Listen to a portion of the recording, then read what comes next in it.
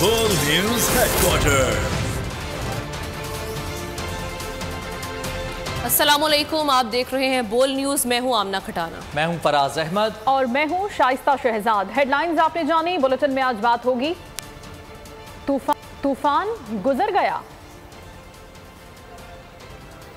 बारिश कब तक, पीपी की पेशकश, डराने लगे,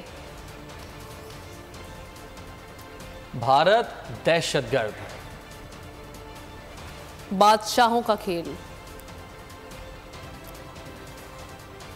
और हरीम शाह ने राज खोल दिए।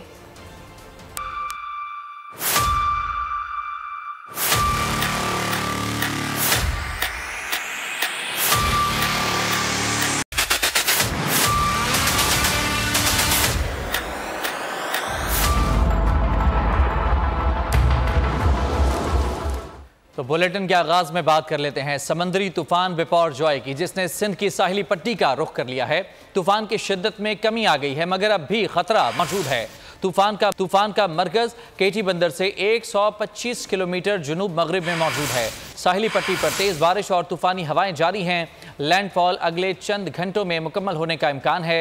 एनडीएमए के मुताबिक तूफान पहले से कमजोर होकर साइक्लोन तूफान में बदलेगा। आज शाम तक इसके डिप्रेशन में तब्दील होने की तवक्को है।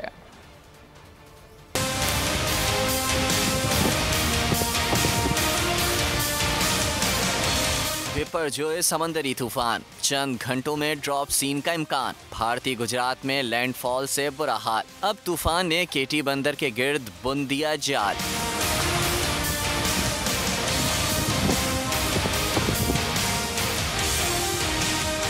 खतरा कम जरूर हुआ है, मगर अब भी बरकरार है। बिपरजॉय ने सिंध की साहिली पट्टी का रुख कर लिया। तूफान की शिद्दत में पहले की निस्बत कमी आ चुकी है। बिपरजॉय का मरकज का साइज तकरीबन 50 किलोमीटर है। लैंडफॉल का अमल चंद घंटे में मुकम्मल हो जाएगा। साहिली पट्टी पर तेज बारिश और तूफानी हवाएं जारी हैं। बिफरी लहरों ने खारोछान और शाह बंदर के कई देहात डुबो दिए। किसी भी नाखुशगवार हालात से निपटने के लिए पाक फौज के दस्ते इलाके में मौजूद हैं। तेज हवा ने केटी बंदर में पोल दरख्त उखाड़ दिए। कई मकानात की छतें भी उड़ गईं। आबादी के बरवक्त इनकला की वजह से कोई जख्मी नहीं हुआ। एनडीएमए ने तूफान की शिद्दत में कमी का इम्कान जाहिर कर दिया। एनडीएमए के मुताबिक तूफान पहले कमजोर होकर साइक्लोनिक तूफान में बदलेगा। आज शाम तक उसके डिप्रेशन में तब्दील होने का इम्कान है। कराची में तूफान का खतरा टल गया। शहर मुकम्मल महफूज है। आंधी चलेगी, ना ही तेज बारिश होगी। महकमा मौसमियात ने बता दिया। शहर कायद में आज दरमियानी शिद्दत की बारिश मुतवक्के है। और जैसे भी हो हालात, पाक आर्मी के जवान हर दम है तैयार। समंदरी तूफान बिपरजॉय से मकामी आबादी को महफूज रखने के लिए पाक फौज, रेंजर्स, नेवी के एहलकारों की कार्रवाइयां इस वक्त जारी हैं और बहादुर जवान हिफाजती इकदाम के साथ दिन रात एक करके कार्रवाइयां जारी रखे हुए हैं। आंधी हो या तूफान, पाक फौज का हौसला चट्टान। सीना सपर जवान तूफान से टकराने को तैयार। मुश्किल की जब भी घड़ी आई, पाक फौज हर महाज पर कौम की मदद को आई। पाक फौज के जवान कौम की हिफाजत के लिए बेरहम मौजों से भी टकरा गए। मुकामी आबादी को बिफरी लहरों से बचाने के लिए जवानों ने दिन रात एक कर दिया। सिविल इंतजामिया की मदद से रेस्क्यू ऑपरेशन किया। पाक आर्मी के जवान गांव मूसा तहसील खारोचन में फंसे अफराद को निकालने में कामयाब रहे। ठट्टा में पाक फौज का रेस्क्यू एंड रिलीफ ऑपरेशन जारी है। हिफाजती इंतजामात का जायजा लेने के लिए GOC 44 division Gwadar major general Ehsan Waqas Kayani का साहिली पट्टी गिडानी में माहीगीर बस्तियों का दौरा। गिडानी में स्पेशल सिक्योरिटी डिवीजन के ब्रिगेडियर कमांडर 442 ब्रिगेडियर फैसल भी दौरे पर GOC के हमरा थे। पाक बहरिया का सिंध और बलूचिस्तान के मुतासरा इलाकों में रिलीफ एंड रेस्क्यू ऑपरेशन जारी है। इमरजेंसी रिस्पांस टीम ने मुतासरा शहरियों को महफूज मुकाम पर मुंतकिल किया और खाने की अशिया फरहम की। मुख्तलिफ साहिली इलाकों से 17,000 से ज्यादा अफराद को निकाल लिया गया। खबरों में आगे देखिए। भारतीय गुजरात में तबाही और कहीं खुशी कहीं गम। अब बात करेंगे गिडानी की, जहां पर समंदरी तूफान का खतरा तो टल गया है, लेकिन समंदर की लहरें वहां पर बिखरी हुई हैं, जिसकी वजह से ज़मीनी राब्ता वहां का मुनक़ता हो चुका है। क्या सूरत हाल है, जानते हैं अपने नुमाइंदे बाबर नसीर से। जी बाबर नसीर, बताइएगा। जी बिल्कुल, मैं मौजूद हूँ इस वक्त गडानी के साहिल पे समुद्री तूफान बिपरजॉय के हवाले से बताता चलूं कि तूफान तो यहाँ पर जो है खतरा तो कह रहे हैं कि टल गया। इंतजामिया की जानिब से यही कहा जा रहा है कि खतरा तो टल गया, लेकिन ताहम हम देख रहे हैं कि समंदर की लहरों में जो तेजी थी, समंदर की जो लहरें अब भी बिफरी हुई हैं। गोट देहातों की अगर हम बात करें, जो रास्ते कल से मुतासिर हुए थे उनकी सूरत हाल भी जूं की तू है। गोट अब्दुल्ला डगारजई का रास्ता ताहाल बंद है। Ship breaking yard plot number 80 का जो रास्ता है वो मुसलसल बार बार मुतासिर हो रहा है। इसी वाले से जब इलाका मकीनों से हमारी बात हुई तो उनका ये कहना था कि गोट अब्दुल्ला डगारजई के लोगों को जो है काफी मुश्किलात का सामना करना पड़ रहा है।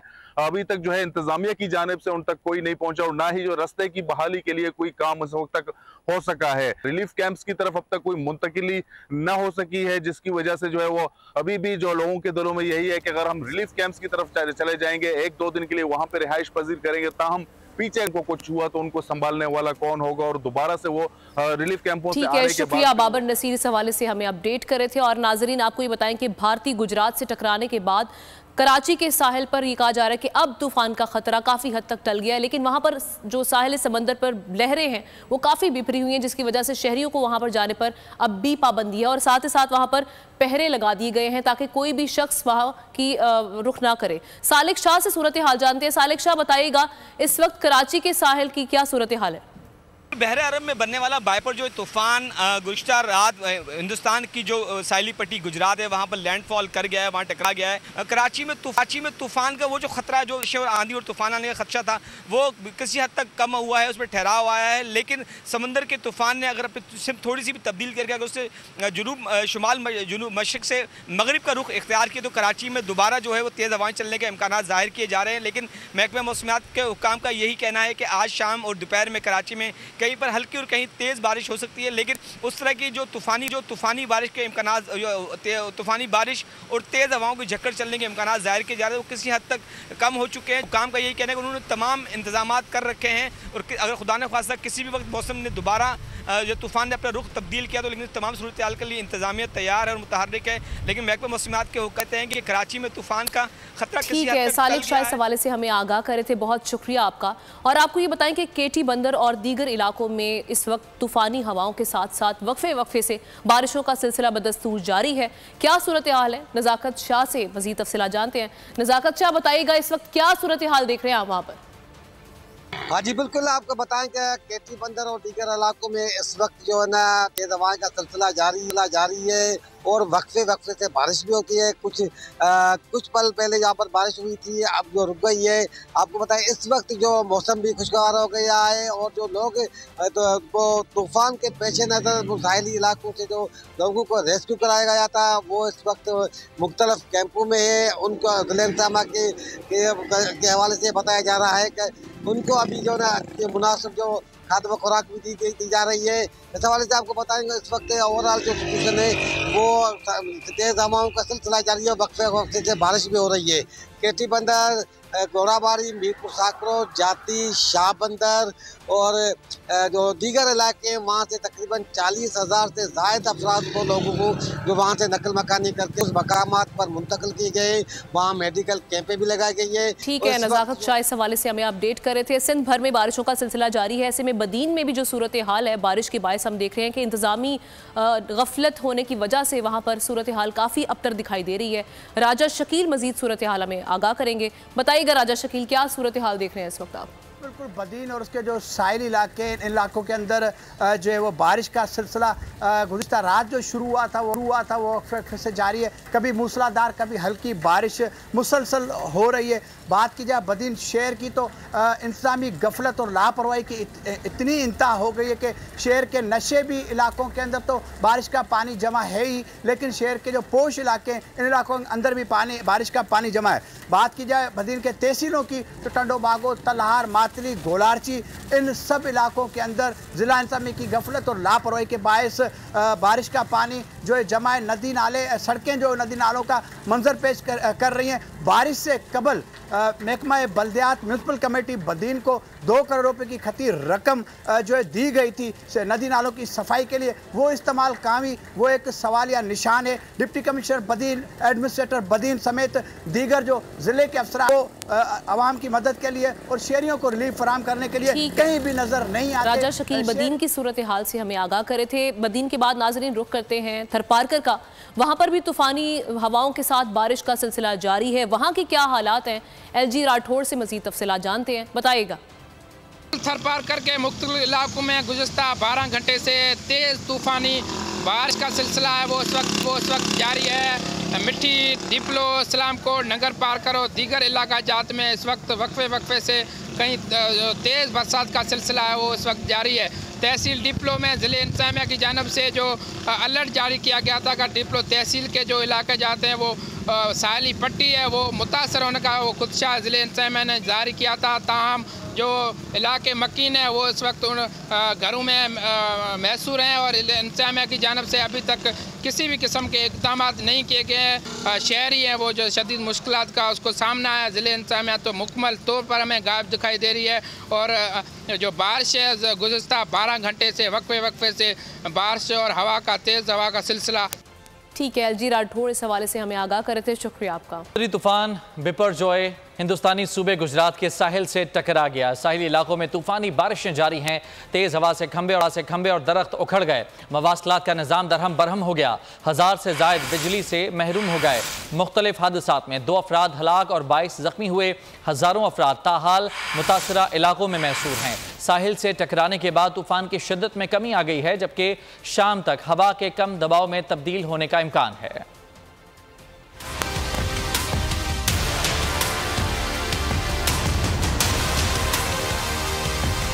समंदरी तूफान गुजरात के साहिल से टकरा गया। मुतासरा इलाकों में तेज बारिश और हवाओं से तबाही। समंदरी तूफान बिपरजॉय भारतीय वक्त के मुताबिक गुज़िश्ता रोज शाम 7 बजे के करीब रियासत गुजरात में सौराष्ट्र कच्छ साहिल से टकराया। 110 किलोमीटर की रफ्तार से चलने वाली हवा ने साहिली इलाकों में तबाही मचा दी।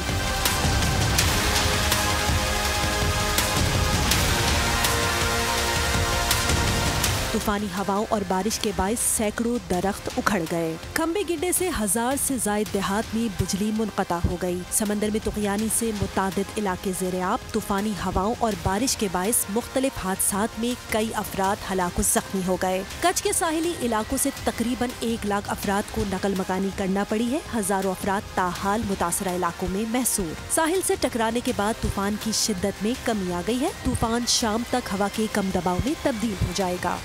वज़ीर आज़म के मुआविन खुसूसी अता तारड़ इस वक्त इस्लामाबाद में न्यूज़ कॉन्फ्रेंस कर रहे हैं। बिल्कुल ही रिडंडेंट कर दिया है। किसी जज के खिलाफ कोई बदनवानी का केस हो, कोई करप्शन का केस हो, कोई इख्तियारात के नाजायज इस्तेमाल का केस हो, वो समाअत के लिए मुकर्रर ही नहीं होता, ना उस पर किसी किस्म की कोई कार्रवाई की जाती है। तो ये आर्टिकल 209 तो बिल्कुल इस तरह है कि ये इस्तेमाल में लाया नहीं जा सकता मौजूदा अदलिया के चंद मखसूस जजेस के होते हुए। इस्लामाबाद में वज़ीर आज़म के मुआविन खुसूसी अता तारड़ इस वक्त न्यूज़ कॉन्फ्रेंस कर रहे हैं और दूसरी जानिब कौमी असम्बली का इजलास भी जारी है। इस वक्त आपको ये मनाज़र दिखा रहे हैं इस्लामाबाद के, जहाँ वज़ीर आज़म के मुआविन खुसूसी अता तारड़ इस वक्त न्यूज़ कॉन्फ्रेंस कर रहे हैं। मुआविन खुसूसी कानून व दाखिला अता तारड़ इस वक्त न्यूज़ कॉन्फ्रेंस कर रहे हैं। उन्होंने कहा कि आगे बढ़ने के लिए मुल्क में एहतसाब का अमल बेहद ज़रूरी है। सियासतदानों ने मुल्क के लिए बहुत कुर्बानियाँ दी हैं। और दूसरी जानिब कराची में सिंध असम्बली का इजलास जारी है। इसको खुद अपने इदारों और महकमों में इम्प्लीमेंट करेगी।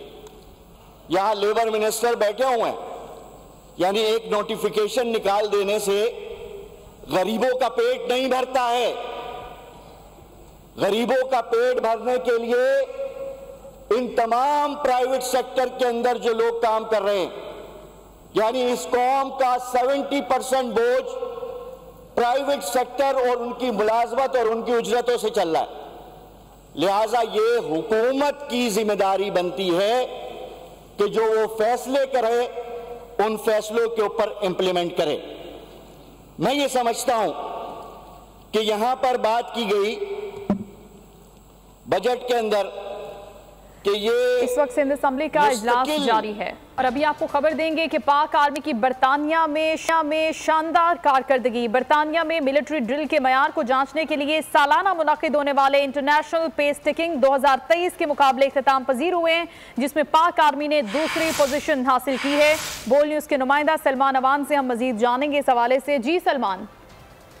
जी बिल्कुल, पाकिस्तान आर्मी जो है अपने नज़्म ज़ब्त और मिलिट्री ड्रिल के हवाले से पूरी दुनिया में एक मकाम रखती है और यही मकाम और इसका सबूत जो है हमने देखा है कि इंटरनेशनल मुकाबले जो बरतानिया में मुनक्किद हुए, बरतानिया की जो सैंडहर्स्ट एकेडमी है वहाँ पर मुकाबले जो है मुनक्किद किए गए और इसमें पाकिस्तान आर्मी ने दूसरी पोजीशन हासिल की है। 2018 में पहली बार पाकिस्तान आर्मी ने इन मुकाबलों में हिस्सा लिया था और इस बार फिर हमने देखा है कि 2021 में ये मुकाबले नहीं हुए थे और अब जब ये मुकाबले मुनक्किद हुए हैं तो पाकिस्तान आर्मी की मजमूई तौर पर दूसरी पोजीशन आई है और साल 2023 के मुकाबलों में पाकिस्तान आर्मी के हवालदार नुमान को बेहतरीन इंफरादी ड्रिल सार्जेंट के एजाज से भी नवाजा गया है। इस मुकाबले में देखा जाए तो तकरीबन 16 ममालिक ने हिस्सा लिया था, जिसमें से इख्तितामी तकरीब में पाकिस्तान से कुल 5 ड्रिल सार्जेंट्स ने हिस्सा लिया था और पाकिस्तान मिलिट्री एकेडमी के मायनाज ड्रिल स्क्वाड की कारकर्दगी को बरतानवी नाजरीन की तरफ से भी बेहद सराहा गया और जो वहां पर इस मुकाबले के जज थे उन्होंने भी सराहा और यही वजह है कि पाकिस्तान आर्मी ने दूसरी पोजीशन हासिल की है इन मुकाबलों में, जो कि न सिर्फ पाकिस्तान आर्मी बल्कि पूरे पाकिस्तान के लिए भी बड़े एजाज की बात है। जी ठीक है, बहुत शुक्रिया सलमान अवान, आप इस कामयाबी के हवाले से हमें आगाह कर रहे थे। और अभी खबर है कि हुकूमती इत्तेहादी नफीसा शाह ने बजट को इंतखाबात का बजट करार दे दिया। 2 माह का वक्त हुकूमत के पास है, ये कैसा बजट दिया गया? नफीसा शाह ने कहा कि माली ज़खायर सिर्फ 1 माह की दरामदात के हैं। उमर हयात हमारे साथ मौजूद हैं, बोल न्यूज़ के नुमाइंदे, उनसे जानेंगे। उमर बताएगा क्या कहा गया है नफीसा शाह की जानिब से इस हवाले से? जी बिल्कुल, हुकूमती इत्तेहादी रुकन डॉक्टर नफीसा शाह ने इस बजट को इंतखाबात का बजट करार दे दिया और कहा कि हुकूमत के पास सिर्फ 2 माह का वक्त है और इस हुकूमत ने पूरे साल का गैर हकीकी बजट जो है वो दिया है। और हम IMF प्रोग्राम में हमें ये कहा गया था कि मुश्किल फैसले किए जाएंगे, लेकिन वो मुश्किल फैसले हमें इस बजट में नजर नहीं आए, जिससे जो है वो एक मुआशी तूफान जो है वो हमारे सरों पर मंडलाता रहेगा। ये उन्होंने रिमार्क्स दिए और अब जब वजीर खजाना इसहाक डार इस वक्त कमेटी रूम में मौजूद है और वो आए हैं तो इस पर भी कमेटी ने बरहमी का इजहार किया था कि वजीर खजाना कमेटी को वक़्त नहीं देते, तो अब वो आ चुके हैं। उनके सामने भी डॉक्टर नफीसा शाह ने यही मामला उठाया है और उन्होंने कहा कि IMF प्रोग्राम का जो मुस्तकबिल है वो हमें बताया जाए। क्या हम IMF प्रोग्राम में तोसी चाहते हैं? लाहौर थाना शादमान टाउन में जलाओ घेराव का केस है। यास्मिन राशिद समेत 12 मुल्जिमान की दरख्वास्त से जमानत खारिज कर दी गई। दीगर 22 शरीक मुल्जिमान की दरख्वास्त से जमानत मंजूर कर ली गई है। इंसदाद दहशतगर्दी अदालत के जज एजाज अहमद ने फैसला सुनाया। मजीद तफसीलात जानते हैं, अब्दुर्रहमान हमारे नुमाइंदे हमारे साथ मौजूद हैं। बताइएगा अब्दुर्रहमान। जी बिल्कुल, दहशतगर्दी लाहौर की खसूसी अदालत के जज एजाज अहमद भुट्टर ने थाना शादमान नजर आतिश केस में डॉक्टर यास्मिन राशिद में 34 मुल्जिमान की बाद इस गिरफ्तारी दरख्वास्त जमानत पर फैसला सुना दिया है।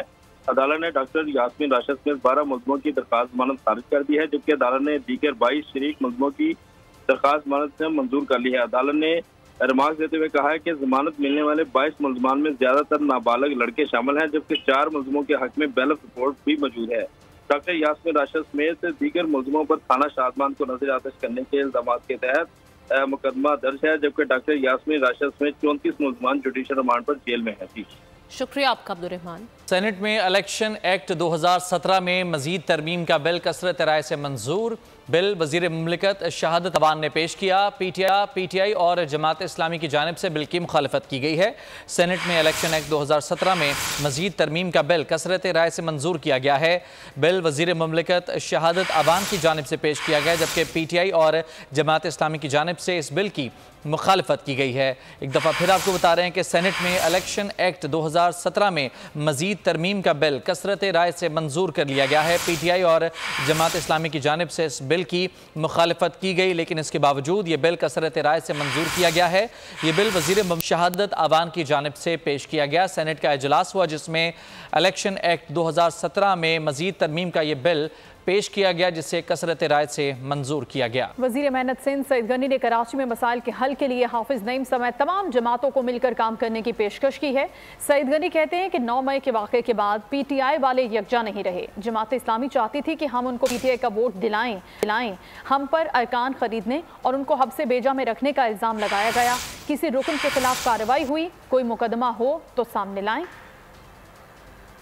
जिसने अनकंडीशनल अगर सपोर्ट का ऐलान किया था जमात इस्लामी को, तो फिर उन्होंने क्यों अपने मेंबर्स को इकट्ठा नहीं किया, क्यों अपने मेंबर्स को एतमाद में नहीं लिया? ये उनका काम है, मेरा काम नहीं है, हमारा काम नहीं है। अगर हाफिज़ नईम रहमान साहब को पीटीआई के कोई 30 से ज़ायद वोट नहीं पड़े तो इसकी ज़िम्मेदारी पीटीआई की क़यादत पर होती है। इसकी ज़िम्मेदारी फिर हाफिज़ नईम रहमान साहब पर आती है कि उन्होंने क्यों इस बात को यकीनी नहीं बनाया, क्यों उन्होंने मीटिंग्स उनके साथ नहीं की, क्यों उनकी जो नाराज़गी थी उसको ख़त्म करने की कोशिश उन्होंने नहीं की।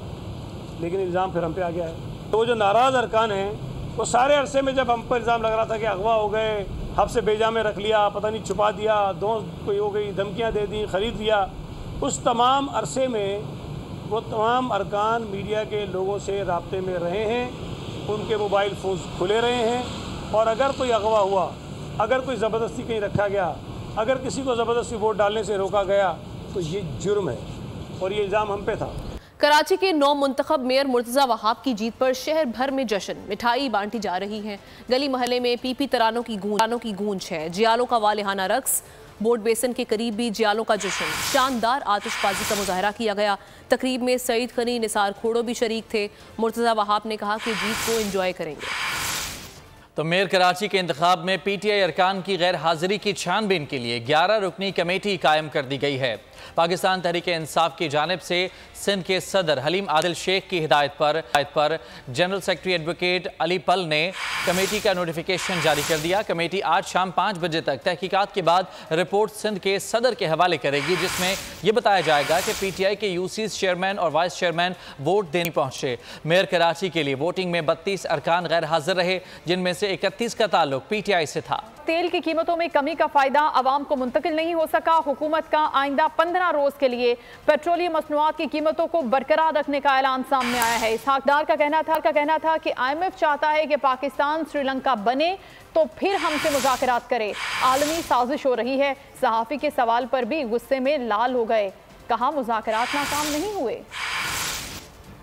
पेट्रोल की भी उनमें कोई रद्दोबदल नहीं और वही कीमतें अब 30 जून रात 12 बजे तक नाफजुल अमल रहेंगी। पिछले 2 राउंड्स में 16 मई को और 1 जून से जो हमने कीमतों में कमी की, उसमें डीजल की कीमत में टोटल 35 रुपए कमी की गई और पेट्रोल की कीमत में 20 रुपए की कमी की गई। तो पिछले 1 जून से 15 जून तक जो बैनुल-अक़वामी मंडी में गैस की और डीजल की जो कीमतों में जो तब्दीली हुई है, उसमें तकरीबन थोड़ा सा इजाफा हुआ है। उसके नतीजे में जो है वो ये फैसला किया गया है कि कीमतों को बरकरार रखा जाए। जो मुज़ाकरात हो रहे थे वो नाकाम हो गए हैं।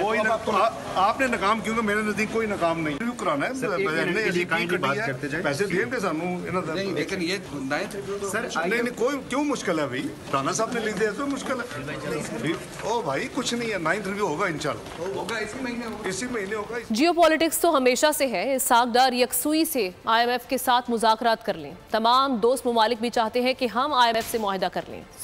साबिक वज़ीर ख़जाना मिफ्ता इस्माइल का इसहाक डार को मशवरा, कहा मुल्क की मईशत ICU में है, कोई कैसे कह सकता है कि वो ICU से जाना नहीं चाहता। हमारे पास इसके सिवा मईशत बचाने का कोई दूसरा जरिया ही मौजूद नहीं है। तो हमेशा तो नहीं है कि सितंबर में शुरू हुई है। मिडल ईस्टर्न कंट्रीज़ ने भी मदद करी, इनफैक्ट यूरोपियन कंट्रीज़ ने भी मदद करी और चीन भी ये चाहता था कि हम IMF से मुआहिदा कर लें। इस तरह बैनुल-अक़वामी मालियाती निज़ाम है चल रहा है, इसमें IMF lender of the last resort है। IMF is like an ICU। ये कहते हैं कि मैं ICU नहीं जाऊँगा, ये क्या बात है? उनको जो है वो यकसुई के साथ फोकस करके IMF से प्रोग्राम कर लेना चाहिए। वज़ीर ख़जाना इसहाक डार के हालिया बयान की बाज़गश्त सेनेट इजलास में भी सुनी गई। जमात इस्लामी के सेनेटर मुश्ताक अहमद ने बयान का हवाला दिया। बोले इसहाक डार ने कहा है कि IMF का मकसद पाकिस्तान को डिफ़ॉल्ट करना है। वफाकी वज़ीर आज़म नज़ीर तारड़ बोले पाकिस्तान चलाने वाले ज़िम्मेदारान हैं, इंशाअल्लाह पाकिस्तान के असासों पर कोई हाथ नहीं डाल सकेगा। वज़ीर ख़जाना इसहाक डार का हालिया बयान, जिसकी बाज़गश्त सेनेट इजलास में भी सुनी गई है, जमात इस्लामी के सेनेटर मुश्ताक अहमद की जानिब से इसी बयान का हवाला दिया गया। बोले इसहाक डार ने कहा है कि IMF का मकसद पाकिस्तान को डिफ़ॉल्ट करना है।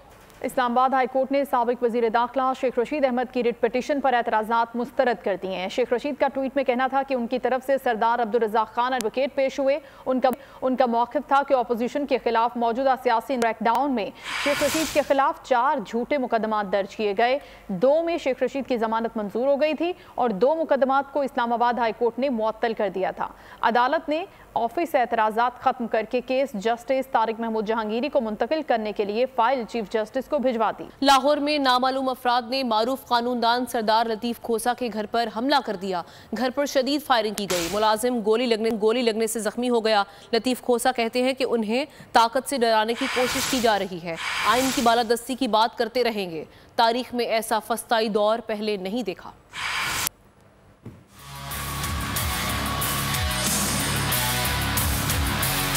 उरूज पर पहुंच गई। लाहौर में नामालूम अफराद का मारूफ कानूनदान सरदार लतीफ खोसा के घर पर हमला, घर पर शदीद फायरिंग, गोली लगने से मुलाजिम जख्मी। इब्तिदाई रिपोर्ट के मुताबिक लतीफ खोसा की रिहाइशगाह पर पिस्तौल और राइफल से 7 फायर किए गए। घर के दरवाजे और गैराज में खड़ी गाड़ी पर गोलियां बरसा दी। लतीफ खोसा कहते हैं वाकया उन्हें खौफजदा करने की कोशिश है। ताकत का इंतहाई गलत इस्तेमाल किया जा रहा है। तारीख में ऐसा दौर नहीं देखा। मुल्क में जारी गैर आइनी इक़दामात के खिलाफ आवाज़ बुलंद करते रहेंगे। बाहर के अल्लाह ताला ने ये तो करम किया, लेकिन अगर ये समझते हैं कि इस तरीके से वकला की तहरीक को दबाया जाएगा तो ये भूल रहे हैं। लतीफ खोसा ने कहा पुलिस अगर चाहे तो उससे कोई नहीं भाग सकता। वकला को डराने की कोशिशें नाकाम साबित होंगी। और अभी ये खबर आपको दें कि रिव्यू ऑफ जजमेंट एक्ट के खिलाफ दरखास्तों पर समाअत पीर तक मुलतवी कर दी गई है। अपील और नजरसानी का दायराकार मुख्तलिफ है। चीफ जस्टिस उमरता बंदियाल की जानिब से ऐसा कहा गया। उन्होंने कहा कि नजरसानी में असर नौ समाअत तो नहीं हो सकती। आप आर्टिकल 184(3) में मुतासरीन को दादरसी का ऑप्शन देना चाहते हैं। हम दादरसी के इस ऑप्शन को वेलकम करते हैं। चीफ जस्टिस ने कहा कि बहरहाल आपको यह हक एहतियात से देना होगा। रिव्यू ऑफ जजमेंट एक्ट के खिलाफ दरखास्तों पर समाअत पीर तक मुलतवी कर दी गई है और इस समाअत के दौरान चीफ जस्टिस की जानिब से ये रिमार्क्स सामने आए। उन्होंने कहा कि अपील और नजरसानी का दायराकार मुख्तलिफ है। नजरसानी में असर नौ समाअत तो नहीं हो सकती। तैयब बलोच हमारे साथ मौजूद हैं, उनसे जानेंगे। तैयब बताइएगा चीफ जस्टिस की जानिब से क्या रिमार्क्स दिए गए? जी, चीफ जस्टिस उमरता बंदियाल की सरबराही में सुप्रीम कोर्ट के 3 रुकनी बेंच ने supreme court review and judgment order से मुतल्लिक दरखास्तों की समाअत की और दौरान समाअत जो है अटॉर्नी जनरल की जानिब से वफात का मौक़िफ़ पेश किया गया और ये कहा गया कि नजरसानी का दायरा अपील के दायरा इख्तियार तक नहीं बढ़ाया गया। अपील में मुख्तलिफ बेंच केस सुनता है। नए कानून के तहत नजरसानी सुनने वाले जजेस में इजाफा किया जाएगा। इस पर चीफ जस्टिस ने कहा कि अपील और नजरसानी का दायराकार जो है वो मुख्तलिफ है। नजरसानी में असर नौ समाज जो है वो नहीं हो सकती। आपने आर्टिकल 184(3) में मुतासरीन को दादरसी का ऑप्शन देना चाहते हैं तो ये अच्छी बात है, हम इसको वेलकम करते हैं। लेकिन हुकूमत को जो है वो 184(3) में मुतासरीन की दादरसी का हक देने में एहतियात जो है वो बरतनी होगी और इसी वजह से हम यही देख रहे हैं कि ये जो कानून बनाया गया है, इस कानून में जो है वो आइन के तकाजों को मद्देनजर रखा गया है या कहीं कोई चीज खिलाफ आइन तो नहीं। तो इसी वजह से चीफ जस्टिस का ये कहना था कि हम जो है वो इस एक्ट के खिलाफ जो दायर दरखास्त है वो हम सुन रहे हैं। अभी आपको खबर देंगे कि बलोच रेजिमेंटल सेंटर पर हमला करने वाले शरपसंद मोहम्मद फैसल की फैमिली ने भाई की ब्रेन वॉशिंग का जिम्मेदार चेयरमैन पीटीआई को करार दे दिया। भाई सुहेल अब्बास का कहना है कि उसके भाई ने 9 मई को जो कुछ भी किया उस पर बहुत अफसोस है।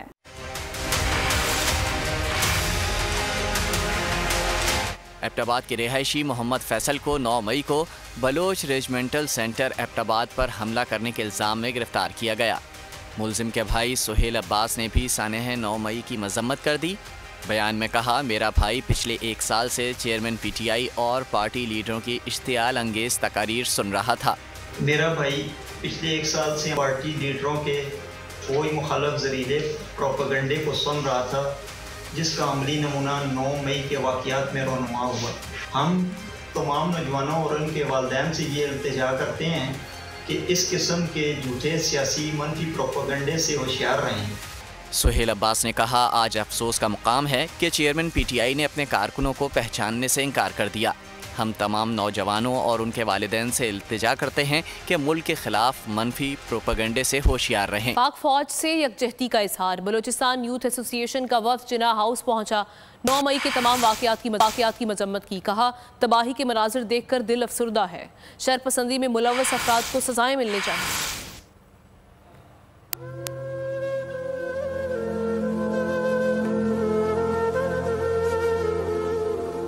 9 मई का जो वाक़या हुआ है ये एक दिल सोज़ वाक़या है। मुल्क की तनसीबात को जिस तरह से नुकसान पहुँचाया, वक्त के हुकूमत से मुतालबा करता हूँ कि इनको सख्त सज़ाएँ दी जानी चाहिए। 9 मई से दिन हम कभी ना भूलेंगे। बलूचिस्तान यूथ एसोसिएशन का वफ्द पाक फौज से यकजहती का इजहार के लिए जिन्ना हाउस पहुंचा। सानह 9 मई की शदीद मजम्मत की। कहा तबाही के मनाजिर देख कर दिल अफसुर्दा है। शरपसंदी में मुलव्वस अफराद को सजाएं मिलनी चाहिए। हमारे शुहदा, उनकी फैमिली, हमारे गाजियों की जो बेहुरमती की है और उनकी फैमिली के साथ जो बदतमीज़ी की है, हम उसकी शदीद मजम्मत करते हैं। ऐसे लोगों को बिल्कुल भी माफ़ी नहीं मिलनी चाहिए। ताजर बरादरी ने भी अफवाज पाकिस्तान की कुर्बानियों को खिराज अकीदत पेश किया। कहा शोहदा हमारे माथे का झूमर हैं। PLP के लॉन्ग मार्च का सराय आलमगीर में पड़ाव। हुकूमत ने मार्च रोकने के लिए रुकावटें खड़ी कर दी हैं। रावलपिंडी इस्लामाबाद जाने वाले रास्ते बंद। सराय आलमगीर का GT रोड जेहलम से ज़मीनी रब्ता मुनक़ता हो गया। दोनों इतराफ को कंटेनर बंद कर दिया गया। GT रोड पर खंदकें खोदकर सिक्योरिटी फोर्सेस की भारी नफरी तैनात कर दी गई। ईद कुर्बान की बात करते हैं। कराची में एशिया की सबसे बड़ी मवेशी मंडी नॉर्दर्न बाईपास पर सजा दी गई है। मवेशी मंडी में जानवरों की खरीदारी के लिए क्या गहमा गहमी है, ये जानते हैं कफील अहमद से। बताइएगा कफील। की मंडी का तो हम सर्वे गुज़िश्ता 1-2 घंटों से कर रहे हैं, लेकिन ख़रीदारी का रुझान हमें बहुत कम दिखाई दे रहा है। उसकी वजह यह है कि जो प्राइसेस है जानवरों के, ख्वाह वो बैल के हों, बकरे के हों, ऊँट के हों या गाय के हों, वो बहुत ज़्यादा बताए जा रहे हैं। तकरीबन कोई 1.25 लाख रुपए से स्टार्ट हो रहा है और उसके बाद 8, 9, 10, 4, 5 लाख से कम का कोई जानवर फ़िलहाल मुझे दिखाई नहीं दे रहा है। नहीं सर, अभी तो नहीं मिला है। बहुत महंगा है, महंगे की वजह से कोई खरीद नहीं सकते। हम गरीब लोग हैं, कुर्बानी तो करनी पड़ती है। 1.25 लाख की वजह से खरीद सकते हैं, कोई मिल जाए तो। अच्छा। बता रहे हैं 1-1.5 का 2 के बता रहे हैं गरीब लोग। हमें लगता है कोई एक में मिल जाए तो हमें ईद करनी चाहिए। ये तवक्का की जा रही है कि जो आखिरी 10 दिन होंगे खरीदारी के, वो उसमें खरीदारी का रश। और लेकिन शाम के औकात में बताया जा रहा है कि खरीदार जो है वो आ रहे हैं अपनी फैमिली के हमरा। और गो के मंडी अब थोड़ा सा दूर ज़रूर है, लेकिन बड़ा स्मूथ रास्ता है और रेंजर्स की और पुलिस की चौकियाँ भी मौजूद हैं सिक्योरिटी के लिए लोगों की। और उसके बाद जो खरीदारी का अमल है वो ग्रेजुअली आगे बढ़ना जो है अब शुरू हो रहा है। कपिल, बहुत शुक्रिया आपका तफसीलात के लिए। तो साथ ही न्यूज़ बुलेटिन से इतना ही। एक ब्रेक के बाद हाजिर होंगे हेडलाइंस के साथ। किसी भी खबर के लिए आप विजिट करें bolnews.com और देखते रहिए बोल न्यूज़।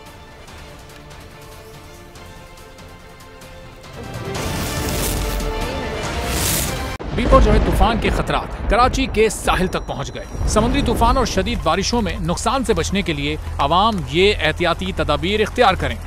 दफा 144 पर अमल करें और हरगिज साहिल का रुख न करें।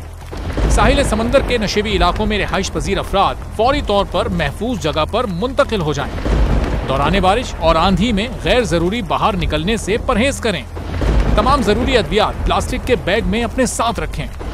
बिजली के तार और खंभों से दूर रहें और उन्हें हरगिज ना छुएं, ये जानलेवा हो सकती हैं। गाड़ी चलाते हुए एहतियात करें और स्लो ड्राइविंग करें। गाड़ियों और मोटरसाइकिल को बिजली के खंभों के नीचे पार्क मत करें।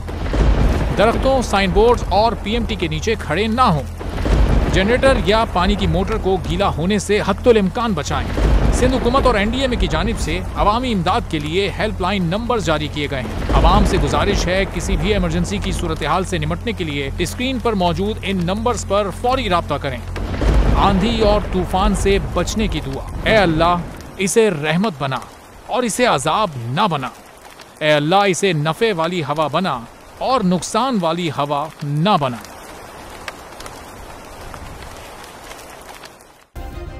सब्सक्राइब करें और बेल दबाएं ताकि कोई खबर रह न जाए।